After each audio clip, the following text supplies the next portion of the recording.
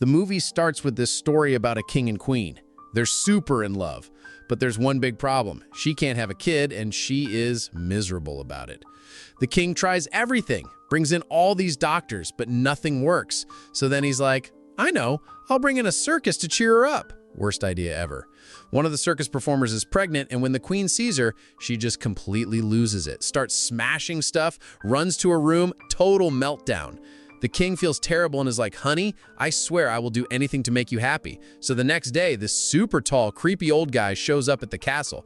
He's like, I can help you have a child. The king is totally skeptical, like, yeah, we've heard that before. But the old man says, for real, but how far are you willing to go? And they're so desperate, they're like, all the way, whatever it takes.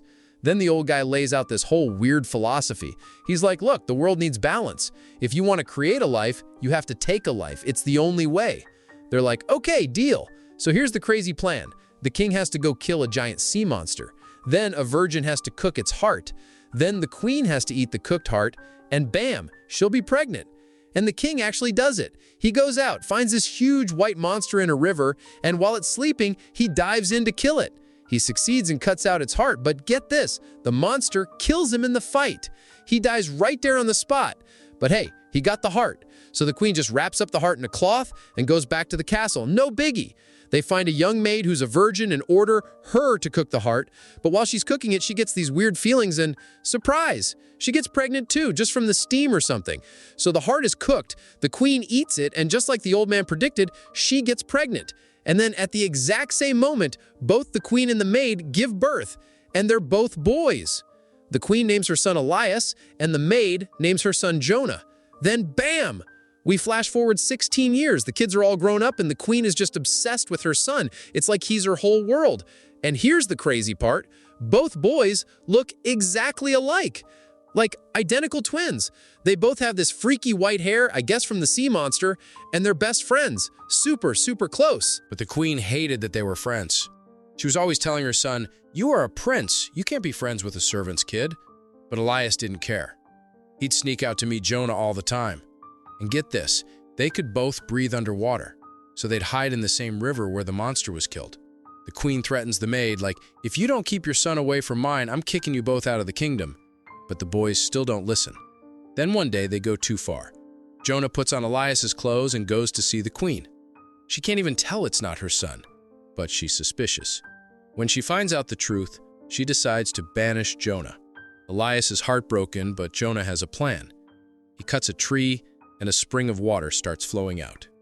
He tells Elias, as long as this water runs clear, you know I'm alive. But if it turns red, you'll know my life is in danger. Then he leaves. Months go by, and Elias checks the magic spring every day. Then one day, it turns blood red. He knows something is terribly wrong, so he sneaks out of the kingdom without telling his mom and goes to find Jonah. He finds Jonah's home and discovers he even got married. And because they look identical, Jonah's wife thinks Elias is her husband. She tells him Jonah went into the forest 5 days ago and never came back. So Elias goes into the forest to find him. Meanwhile, the queen is losing her mind because her son is gone. She can't find him anywhere. So she goes back to that same creepy old man. He tells her the same thing. If you want your son back, you have to sacrifice a life. Your life. And she agrees. In the forest, Jonah is trapped and badly hurt. And then this giant flying monster attacks him. Elias hears him screaming, finds him, and kills the monster with his sword. But here's the crazy twist. That flying monster was his mother. He just killed his own mom without even knowing it. But that was a deal, right? A life for a life. So Jonah is saved, and now Elias becomes the new king. And that's the end of their story. Okay, so story #2 is about this other king. This guy's a total player, always surrounded by girls, always drinking. He just can't find a queen he actually wants to marry. So nearby, these two super old sisters live together.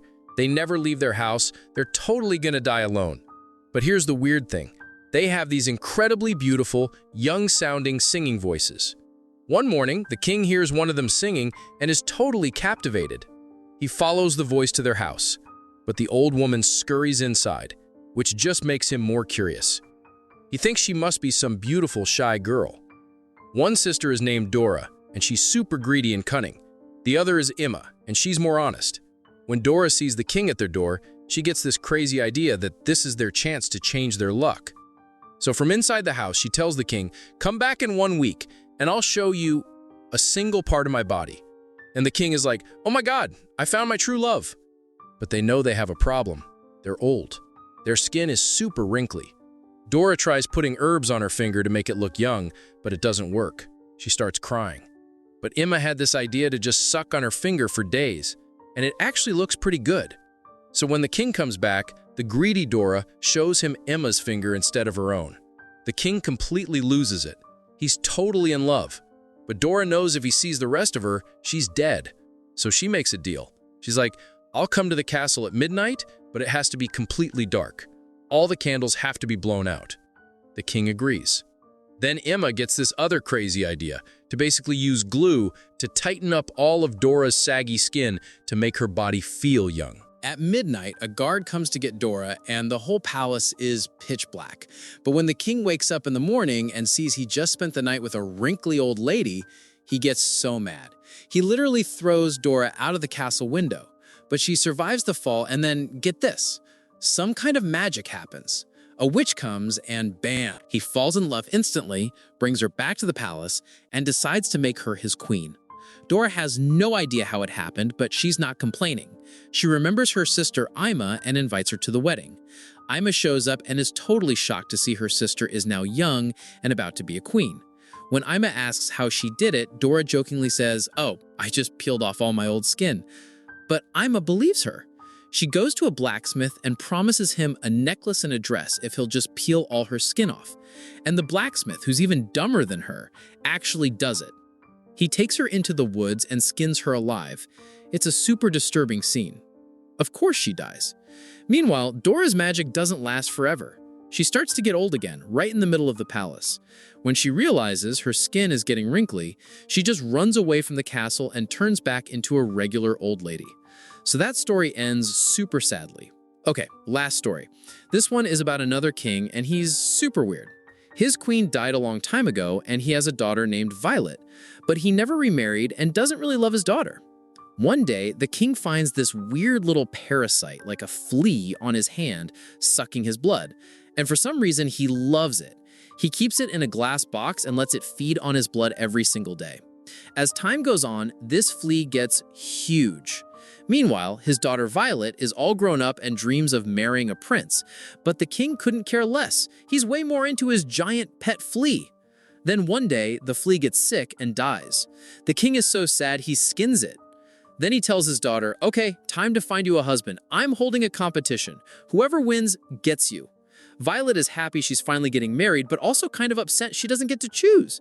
The king hangs the giant flea skin up in the palace, and the competition is this. Whoever can guess what animal the skin came from wins Violet's hand. Lots of people try, but nobody can guess because who would ever think a flea could get that big? Then, this super ugly, monstrous-looking guy shows up. He looks more like a beast than a person. He wants to try, and the king lets him. This beast man just sniffs the skin and immediately guesses. It's a flea.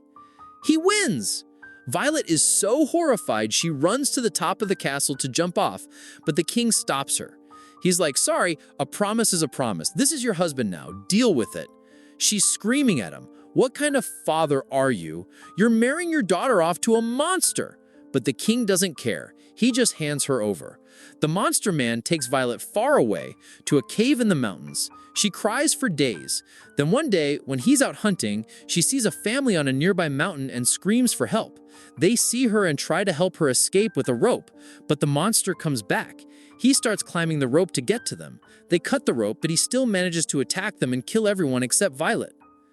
He comes back to the cave super angry, but when he sees Violet, she hugs him, and it calms him down. Later, when he's carrying her on his shoulder, she cleverly takes a knife and just slits his throat.